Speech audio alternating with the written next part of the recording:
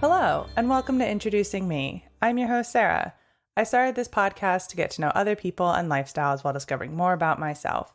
Each episode, I'll give a new guest a chance to discuss their background, culture, interest, or whatever they want to talk about to help increase all of our own worldviews.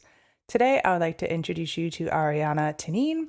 She is on TikTok sharing some great energy and wonderful things. Her professional life includes being an operations and project manager, and she shares so much about that on TikTok. And I was just like, I want to hear more about you and how you got to where you are today. So I'm really excited that she is here with us today. So Ariana, why don't you go ahead and tell us a little bit about yourself and how you got to where you are today? Well, again, my name is Ariana Tenine. I am a operations and project manager at a financial firm, which I like to say when I want to tell people I have a really cool, fancy job, and they just look at me with the blank stare, so it's great. But I did not start this journey down that path in any way. And it's been a really weird way to get here. So I actually started my career in doing like real estate work and trying to think that I wanted to get my real estate license. Didn't really like it. So I went to school for accounting. I was really lost, like I was just like, I like math. And while I was trying real estate and doing what the jobs I need to do to have a living, I actually found myself getting married and finding that I was really into this photography thing. I'd done some in school, and all my friends were getting married at the same time as me. And so I ended up finding myself just carrying my camera everywhere. And the next thing you know, I decided to start a business on a whim and spend a year doing everything wrong. And the only thing that's been the consistent thing in my career has been that because I started with a accounting background, I've gone through my entire life and businesses so far with starting my own business as an entrepreneur, as a business person. And after wanting to give that up and getting divorced, I ended up meeting someone, asking her if she had any jobs available, and found myself in a job where every single thing I had done in the last few years, with the exception of photography, became really important. And it's just been this weird roundabout way where I ended up doing what I'm doing now. I don't know if that made any sense. No, it does. And it's an interesting way to get to where you are. So what was it like starting a business and realizing things are not going as planned?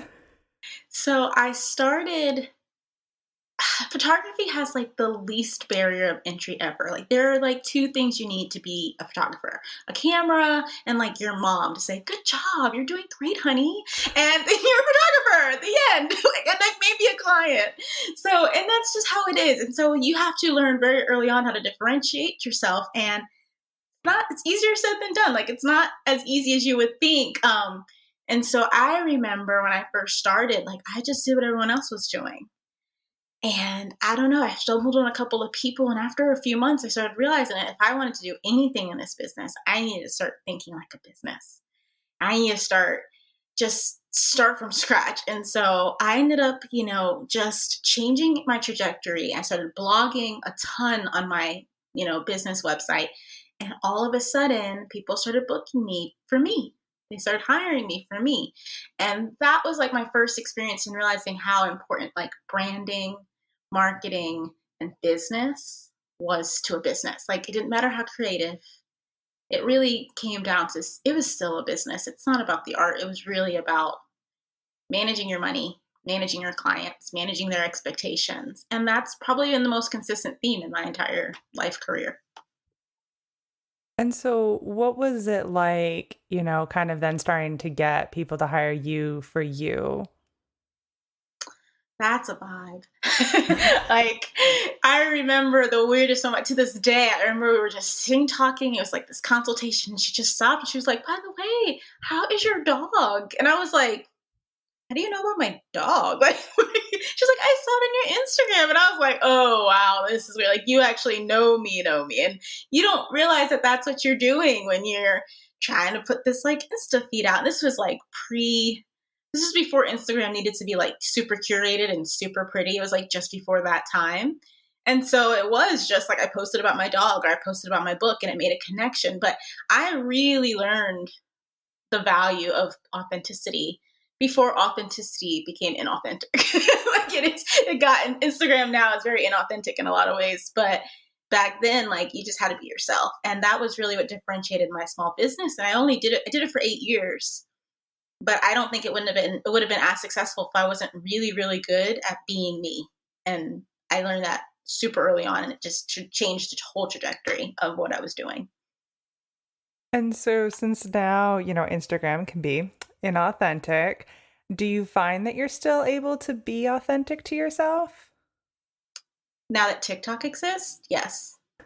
I don't think, like, I have tried in Instagram since I stopped doing photography, which was about 2019, which talk about the perfect timing considering the last year or two. But I have tried to kind of pick up my business, like doing business stuff, like talking to people about money and finances and branding and marketing and like the business aspects that keeps the business living. And I couldn't get back on Insta. Like I would post and I just try to get this rhythm, but I just felt like so much pressure all the time.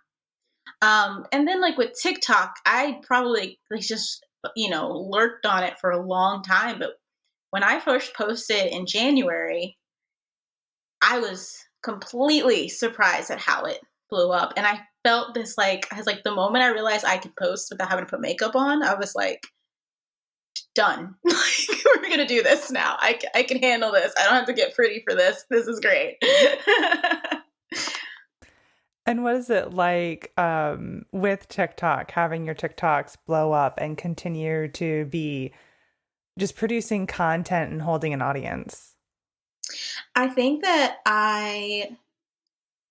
it's very different than anything I've done. I mean, I remember how hard I worked to get followers on Instagram, to get followers on Facebook. I mean, it was work and it got harder and harder. And to go like TikTok, I've never had that kind of growth in any platform ever. But TikTok, in a couple of 2 weeks, I had jumped from like 0 to 10,000. And then, a couple months later, I was at 12, 14, and now we're at like 17,000. It slowed dramatically because I haven't posted because I decided like interrupt things by getting married or whatever again. But, it slowed down, but ultimately the trajectory and the movement of TikTok is just so different. And to be able to put content out on less strict restrictions, less, hashtag strategy, and to really just think about like, what do I want to talk about and what will people connect with it's just a really cool area and way to market myself, which is just way different than before. And do you find yourself on TikTok having to stick with one major topic, which for you would be kind of the project management side of things? Yes. And I know like right now, I feel like the pull for my followers is to do more tutorials. And that's where it's like, I don't want to do the work sometimes. Like, I don't want to have to like record my computer. I don't know how to make that smoother. And so I procrastinate. But like just talking about work and business and even just talking about like sometimes my concepts behind why I set things up the way I do, that I feel like is really fun to share and just why I have these things, because I don't know if everyone thinks like me, but it makes a lot of sense in my head. So when I go and I post something and other people are like, that's how my head works, that's a pretty cool feeling. And can you talk a little bit about how your head works? Oh, no. No, my head doesn't make any sense. But it's what's actually my favorite experience. And I'll tell you, so I got a promotion because of TikTok. I'll tell you how that happened. And I did post a TikTok about this. I was hired when I got the job I'm in now. I was hired as a project manager. And what that really meant to my boss was do this work. Like, here's a job. I got it. Can you just do the hard part? Like do this work part. And then when you're done, let me know you're done. And I did that, and the work varied. And I just was a project manager. Like I just managed getting that project out of the window. And slowly I started pulling in, this is why I say my career has been weird, but it's all connected. I started pulling in things that I had done when I was running my own business. Like I was like, there are platforms out there that you can use for contracts, or there are systems out there for workflows. And when I started doing that, our business changed. So I started pulling in these ideas and saying, hey, let's try this, let's build this. And I would make these systems and workflows. Next thing you know, my boss is now saying like, well, we have all these systems and workflows and and I was like, you do have that. And so I remember when we finally decided to use those systems and workflows to leverage into hiring other people. And that's when I first posted on TikTok. So my very first post was, okay, I have to actually do the manage part of project manage with other people who have like feelings and lives and like kids and like stuff. And I'm not ready for this. So please help me. And maybe I'll just teach you how to like set up an Asana dashboard or something. Complete change because everyone was like, corresponding. And I started talking about what I did and sharing, hey, I know how to do Asana. I know how to use this software. People were like, you know that you're not doing project management. Like those are operational things. Those are not project things. And I was like, I mean, I'm just organized. And like, no, this is what companies hire people to do to organize the whole company. And so I leveraged that. I went to my boss and I was like, I don't know how to tell you this, but my job description is wrong. And I think that I should actually be doing this as a full-time, consistent part of this company because this is going to last a lot longer than me. Like this will outlive this month or this year. Like doing a project is temporary, but anything I do for you, I've been doing stuff that's going to last longer. A workflow is going to last till like if I get in a car accident tomorrow, the workflow is still there. So like, I started teaching and realizing that, and I used that to get a promotion. So I think that's been I don't actually remember what your original question was, but that is kind of where I feel like TikTok has played this role in my business, in my career like that. And what was having that conversation with your manager like? She agreed, and we both kind of realized that like it had only been the two of us. So we hadn't needed to have like this really specific definition of what our roles were. We just needed to do the job. Like I just needed to do my part to support her. But when we sat in that room and I had to kind of come in and say like, this is what I'm doing. This is consistent. This is what I'll need to be paid for. What do you say? And the one thing I've always loved and appreciated about my boss is that she very much values people. She's not here to like make this corporation where she's like, oh, well, minimum wage. No, she was like, fair. Here's my counter. Here's my thoughts and process on this. Can you get me a number that fits that? And I was like, absolutely. And I made a presentation and we talked about it. And she said, deal. And that's how it went.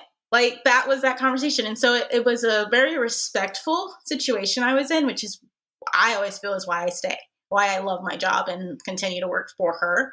Because I like the culture and that respect she's building with pretty much everyone we've hired since.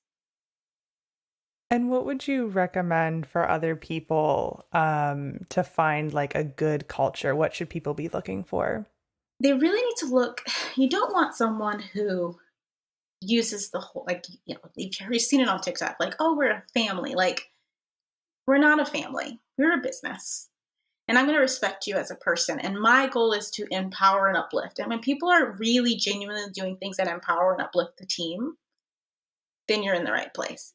It's when they're trying to do things that feel like empowering or feel like uplifting that it's really not, I'm going to do this temporary thing. So what I'm really finding with our job is, when I walked in and I said, these are my goals, I'm a Jehovah's Witness and I split a lot of my time preaching. And I told her, I want to work for you, but this is something that's valuable in my life. And I like to have time to do that throughout the week. To this day, she supports that decision. She's never come in and be like, I need you to stop sacrificing that time for me.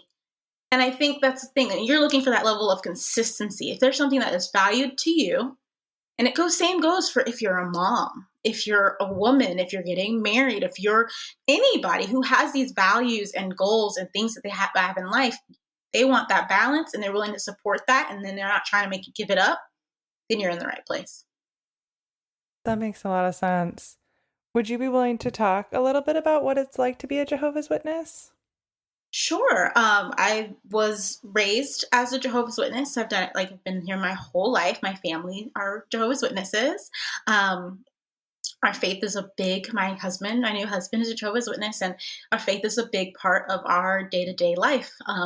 We, put a lot of time in our relationships with God, and we put a lot of time in relationships with others and preaching to others about it, and also just growing and drawing close to God on a regular daily basis. Our religion is known for knocking on doors, and that's something that we've participated in, and it's just been a very valuable and grounding part of our lives. It's one of the constants that we've always had, both myself, my husband, like it's just been something that we always come back to. So I really value that as part of a lot of my decision making. A lot of my choices are centered around, does it take away from my worship? Does it take away from my beliefs? Does it compromise my morals?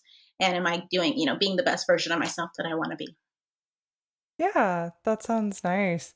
Like, it's so important that it's not affecting your work. Have you had situations where you felt like your faith has not been accepted and you therefore have had to like change what you're doing or tell people no? Mhm. In my life as a whole, generally, no. I'd like to say been blessed in like that area. Like when I pick a position, I have either been working for people who are familiar or who were the witnesses themselves. And so that was never like a compromise I had to make very often. But it's because it played a role in where I chose to work first and foremost. And I think that was important. So I think it's good for anyone when you have anything you value. I value my religion and I value my faith. If I value that, then it needs to play a role in anything I choose. I don't want to choose a career that compromises that, because where is that balance in life? At some point, you're going to regret. Because if I'm balanced in my faith and I'm balanced in my work life, what I find is it bleeds into everything else. So I'm balanced with my family, I'm balanced with my recreation. And I think that's an important tier to have, like God first, and everything falls into place. And how do you find ways to balance all of this? How do I plan? I plan and balance and handle all of these things probably because I'm a big planner.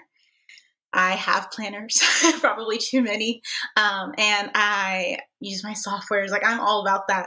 I often find that like when I feel out of control or stressed out, I'm like, when's the last time I sat down and just planned out my day or planned out my week? So that's usually where I stand. I color code my whole planner. Like it's weird, but I have a color for like health, spiritual, personal time, social time. Like I literally color code my planner. And at the end of the week, I like to look back and be like, how did I do? Was I balanced? Why is there so much green for work? Like, and I actually have pushed myself to really take the time to analyze that. It's changed and adapted as I've gotten married and had to make sure I'm making time for that in my life. Obviously, like my relationship and being available. But that's honestly what I've done for myself. I use a passion planner, by the way. It's like my best friend. So, since you're such a big planner person, what was it like when the pandemic started and things started to probably be less planned? Horrible. No, I won't say that. I definitely probably went through one of the most difficult periods of my life. I was going to school, like I had gone back to school. I wanted to get a degree, and I was working on that. And I was working part time, so like 20 to 30 hours a week. And, I was just living my best life. And I was going to the gym and I was really fit and I was feeling really good. And then pandemic hit and I learned in the worst way possible how much I had built my life around what I needed to keep me moving. And I mean that like I was a person who I would make plans with someone to go to the gym, and I would go to the gym immediately after class. So like I could just keep that momentum moving. So when you took all the momentum away, I found myself feeling like had just taken a dead stop. And I had a lot of support. Like I wasn't quite dating my new husband at the time, but we were really good friends, and we had video games and Minecraft, and we were, having a real lot of fun, a lot of, a good time together. But my days were inside. all the time. And I was just working several hours and work picked up because everybody was like, hey, do I have enough money to survive?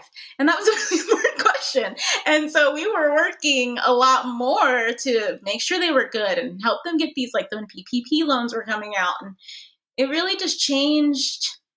It just really changed my vibe. And I really struggled to get back on track and just kind of like feel good about my flow. And until I kind of pushed myself to go back to my planner and go back to journaling and doing all that, I really just found myself not in my favorite emotional place, like just not. Are you able to pinpoint like kind of what helped you get back to that you were able to kind of find balance? So it was probably routines. I had to rebuild a few of them. I got a little too focused on work. And I remember it was actually kind of a strain on me and my boss because she's not like me. So for her, the idea of us staying in one place to work drove her crazy. She just wanted to be gone, but we couldn't really travel. And for me, things were really consistent and stable for work. And I was like, oh, it's okay. Everything is fine. And we hit a wall where at one point I was like, yes, we're doing great. And she was like, I got to get out of here. And I remember it being super, like, really a challenge for me. And I realized that I was just masking, like I was using work to keep the time and to keep the day going. And so that was the time where I really had to analyze what was I doing before? What were routines that I had to feel in control? What was I doing even subconsciously? And I kind of got myself back into, trying to read and trying to get up in the morning and actually have a routine where I like wrote in my journal and try to be grateful. I mean, it's all that cheesy stuff, but like it's grounding, it's cheesy, but it's grounding. So it was like, write 5 things I'm grateful for and plan out my day and check my email to inbox 0 because that just makes me feel like a little dopamine hit in the morning. And, just things like that. And then, like read my Bible and take the time to pray, like all those things before 7 a.m., which I never did. By the time the pandemic was like halfway through, I was being out of bed by 9 was like a accomplishment. but still, I was like, I can still do this. I don't have to get up at 7 anymore, but I can still get up and do these things. And once I kind of got back into that, things started kind of leveling out for me emotionally again. And what was it like trying to plan a wedding during a pandemic? It's a great question. We did things very differently. And I think that was the only reason it wasn't so bad. We wanted to have a destination feel, but we knew we were risking. We didn't know if COVID was going to really be gone by the time. And it was starting to look better, but, we all know where we're at right now. So I've only been married for 3 weeks. So we had to kind of plan around what happens if things don't go great. So we planned a really small wedding and it took all the stress off. It wasn't my first time getting married. So, I had these thoughts of like, what do I not want to repeat? What do I like? What kind of things were not that important? And I spent 8 years shooting weddings. So I also had that in my back pocket of like things I did not care about, things that were not that serious. And that helped a lot. So it wasn't as bad as I thought it would be. Like we managed to have a really good time. We managed to pick something that was really low key and relaxed while still very pretty and very nice. And I think I pulled off a pretty good wedding. Like so far, everyone who came was like, this was like the best wedding ever. So I'm going to count that as a win. They may be lying, but I'm going to count it as a win. Well, then what's the secret? What made it the best wedding ever? I don't know.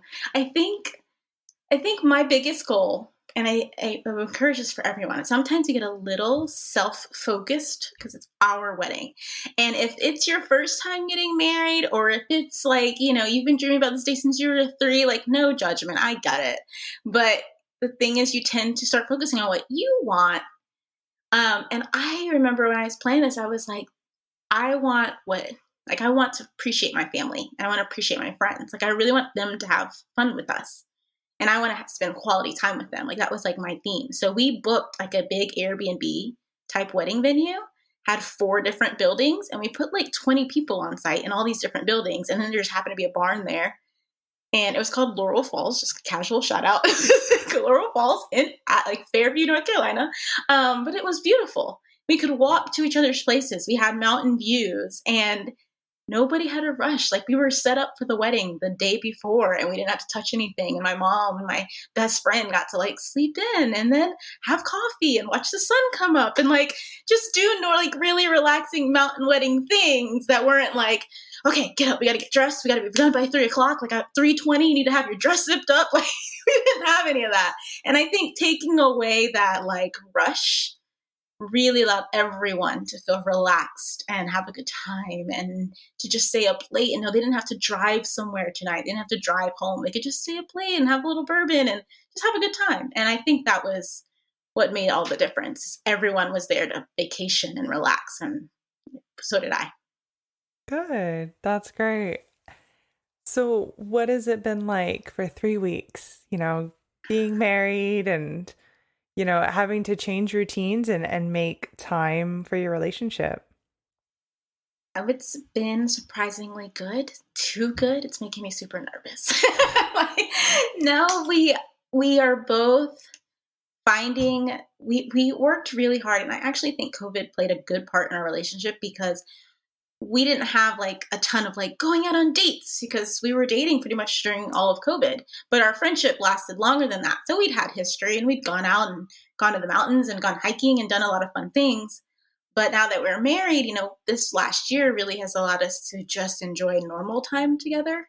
So getting married wasn't a huge transition. We were already used to normal time. We were used to waking up in the morning and having conversations first thing in the morning. And we were used to, each other's work from home schedules. And so coming here has just been figuring out how to do that in the same room, but it's been really, really good. And so it's a weird way that I'm kind of grateful for COVID because, it really wasn't like, makeup and going out and going and doing all these crazy fun dates. It was more like, this is life now. So let's adjust and let's just enjoy dinners together. Also, he cooks, and honestly, just get you a man who cooks. That's just a secret in life because it's the best thing ever. Oh gosh, that is too great. So you mentioned just now like the whole work from home and having schedules like that. What is work from home like for you? Is it something that you enjoy and hope continues post-pandemic? Absolutely. I have actually been working from home with this job for the majority that I've had it. Like I've always either like we've worked for clients and I go like on site, but we do a lot of financial work. So my job is the company I work for is called Pivot Business Group, and we work for, small businesses to large businesses who have financials and maybe haven't had like someone just kind of look and be like, hey, there's some things messed up and we need to fix this going back about a year. It's just no one wants to do that. No one wants to audit their own stuff. They just want to like focus on today. And so we'll go in and we'll see these problems and be like, look, before you pull some like you make some like 1 year strategy for your business, we'll just clean up these little things in the back end and then you go make that strategy. So I've always worked from home because you need a ninja who's going to sit at home like when no one's looking and clean up stuff. And then they wake up in the morning and it's clean. And so that's been my role. And as I've grown into like this year is doing more operations and playing a more like managerial role on how we function as a company, I've still been home. Like I've still had to find time and carve out time to focus on creating processes and doing work when no one's looking and getting things done. And so working from home is really my favorite way to do it. I have learned that I can't stay in one place ever. Like I'm constantly like at the kitchen table, at my desk, at my couch. But I find that like as long as I'm home and just can work where I feel inspired, I get a lot done. So yes, I want to keep it. Do you think that will continue to be the case for a lot of people? I think so. I think we are in a huge shift right now. Um, it's the little things. Like I'll give you an example. Is my boss? I kind of joked / meant that as soon as I moved to away, I had moved about 30 minutes from where I was living. And I was like, well, since I'm further away and since, my schedule's gonna be a little different, I don't mind like coming in 1 day a week. And so now I'm driving 30 to 40 minutes. And I was like, I'm so glad that this is not like a thing I have to commit to. Because 40 minutes to drive one direction, that's like 80 minutes of my day driving, let alone getting ready, getting showered. Like I I take my showers at like whenever I want to today, like whenever I feel like it. I can put on my pajamas until 1 o'clock in the afternoon. Like, and anything I do to combat that is a choice. And I think that the world is realizing that. Everyone and I'm not saying it's for everyone. Like, there are people who really do thrive in an office environment. But if people are realizing, oh, you know what? It's really not that hard to stay in my pajamas, drop my kids off at school, come back home, put on a nice shirt, and sit at my desk at 9 o'clock. That's a lot easier than I need to get up 40 minutes ago, plus the half an hour, plus I have to take care of my kids and change their names. Like, there's so many things. I don't even have children. I just think about other people who have kids. Like, I just worry about letting my dog out in the morning, and even that's a lot of work. So I can't even imagine how much more it's needed for people who have families. For millennials, I'm a millennial, and millennials my age have children. They have just all these things that they're trying to manage. So I do think that moving to work from home, people need to be prepared for that to be a industry option. Now, what is your biggest advice for taking control of the operational sides of business or of life, and your best way to organize? Oh, that's a great question. Taking control. I think it's going to vary in those different areas of your life. There are people who are really organized in business and their homes are a hot mess. But for me, I find that it actually blends better when I'm organized in both.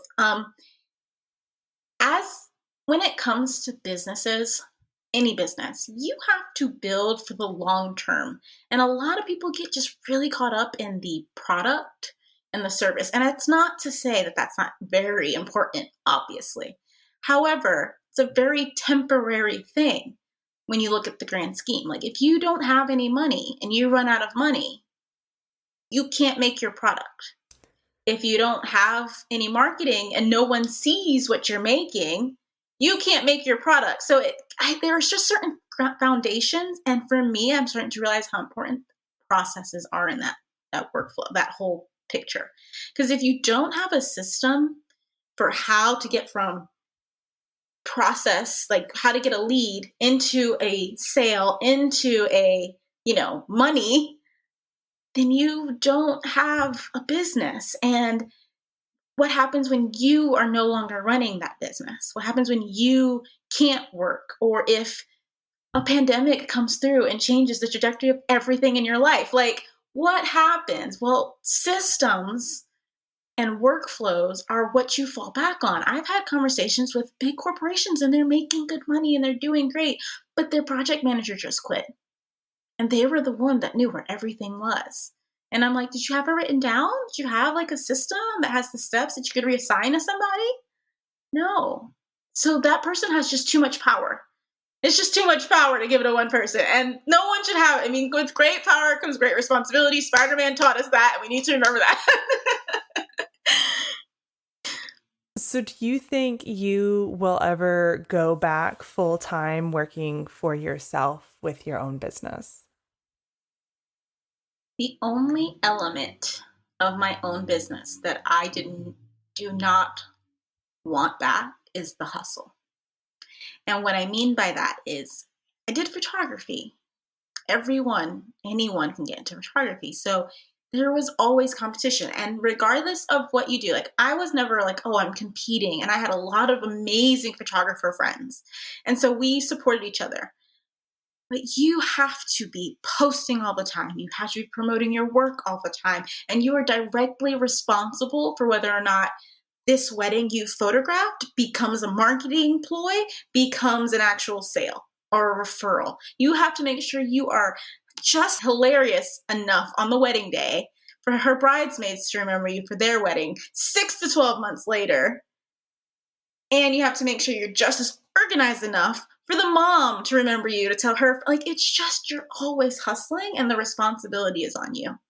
And what I love about the job that I have now and what I do is, I spent tons of time when I was in photographer writing out my steps that I need to do in Asana and remembering all the things and checking them off when I needed to finish a wedding. But now that I work for somebody else, I'm creating a system that I can hand off to anybody and I get to just breathe. Like, that was my job. I don't also have to go out and get someone to hire me so I can use the system. That's my boss's job. And I see the pressures that remain on her, and she is a visionary, and she is unbelievable in sales. So I have every confidence in her to do that. She's meant for that role. And I could do it. I'm not saying I can't. If I had to choose, like, it's not the part that I want to do all the time. Which is why TikTok, I'll be really honest. Everything that I have sold, gotten, worked with, anyone I've met through TikTok, I was minimal effort. Like, I know that sounds terrible, but like, I just posted TikToks and a link to my calendar. And slowly who would be like, okay, you're funny. And also, this is really smart. Can we talk? And I was like, sure. Like, that is the extent of the hustle. And that's just more in line with where I am in life. Like, I just don't want to get really caught up in building a business. So what is your hope for TikTok going forward? I don't necessarily have an end goal or a hope for it. I want it to stay fun. And that's primarily it. Like, I want to enjoy talking about business. I also want to not talk about it and not feel obligated to my followers per se. Like I enjoy posting, and I'm posting because I enjoy it. And I want to keep that energy, because that's when I post the most fun stuff and the stuff that does well. When I start to think about, analytics and hashtags and, how many people are seeing it and how come this isn't doing really well, it takes the joy out of it. It turns it into work. And so I think my goal for TikTok and my long term is to continue making it like sort of a passive income stream, because I work in finance. I'm a smart girl. You got to have passive income. You got to have something to invest. And I like that I sort of have built TikTok to be this fun, passive project that I can work on without pressuring myself to deliver to anyone. That's really good. Now, I think I've kind of wrapping up on all of my questions that I have. So is there anything else that you would like to share with the listeners, maybe about you personally or something to do with work, or really just anything? You could talk about your dog. I do love my dog. I feel like I have children. I have 2 doggos now that I'm married, and one of them is old but whines like a 2-year-old, and the other one is really smart and lets herself into rooms and is like a 3-year-old toddler who just gets into everything. So we're vibing here on the dog front. But if I were to talk about just anything, like I started my TikTok because I, was trying to get advice on stuff, and talking about workflows and talking about all of that stuff has been super solidifying in my actual job role.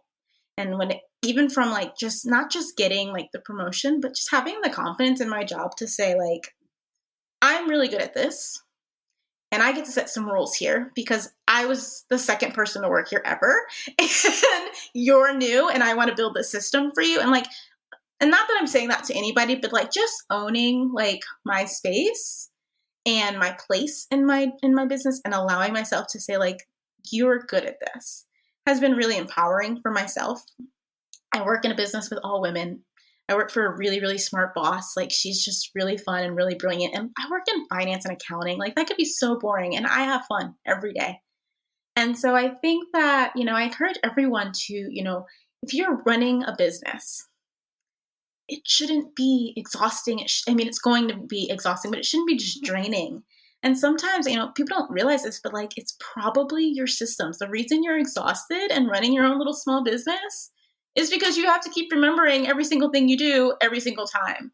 And so if I get to like use my TikTok to solidify my role in my current business or job, or to help someone else feel better about their business, then I feel like that's just a little bit of something I get to give back to myself and to the world.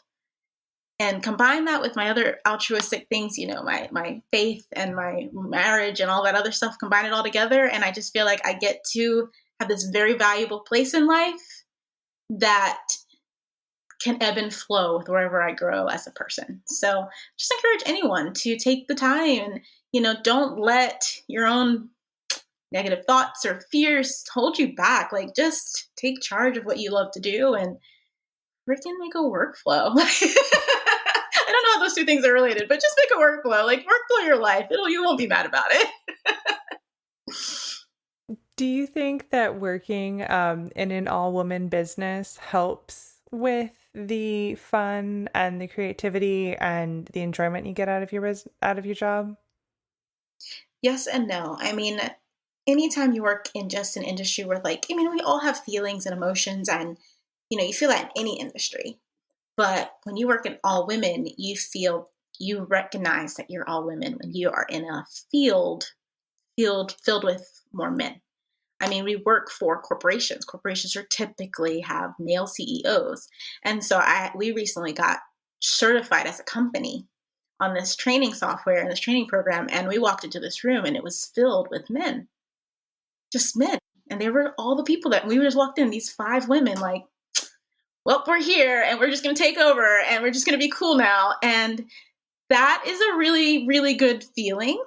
So it just play into the role of knowing, like, we're creating something really powerful, but you will always have that just kind of like making sure you maintain the balance of everyone's feelings and respecting each other. But yeah, no, it's fun to have people who are just feel empowered and are empowering to you.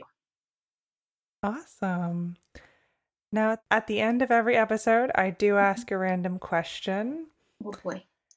And so my question for you, it might be simple, might not be. Outside of work, outside of faith, outside of relationships, what is the absolute favorite thing that you enjoy doing? Outside of faith, relationships, and work. Because those are the things you've mostly talked about. So those aside. Take all the fun things out, and then you tell me to pick something fun. No, what do I do? Probably hiking. Me and my husband love to hike and explore new places, and that is probably the thing we do the most, aside from those other things that I'm not allowed to talk about. So yeah, we love to get out there. We have explored so many mountain ranges in our like short 2-year relationship, and it's been the best. So that's what I'd say. It's the thing I like to do the most. Of course, since COVID, my breathing and my capability of hiking has gotten worse. So our next goal is to be good at that again.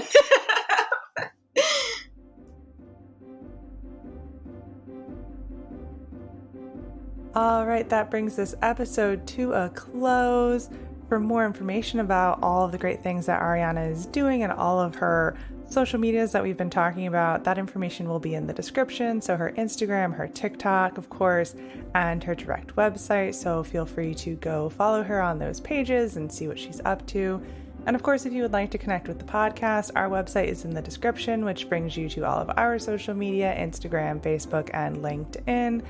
And if you would like to support the podcast monetarily, that donation information is also in the description, along with information for how to be a guest. You can just email me. I always love hearing new stories from different people, whether it's more like this one, which is a little bit more work related, but I think really shows how everyone is connected in different ways and how we can all learn to better ourselves and, make a workflow. So thank you so much, Ariana, for spending time with me today, and to my listeners for taking the time out of your day to hear a new story. Until next time, bye. Bye, go make the workflows.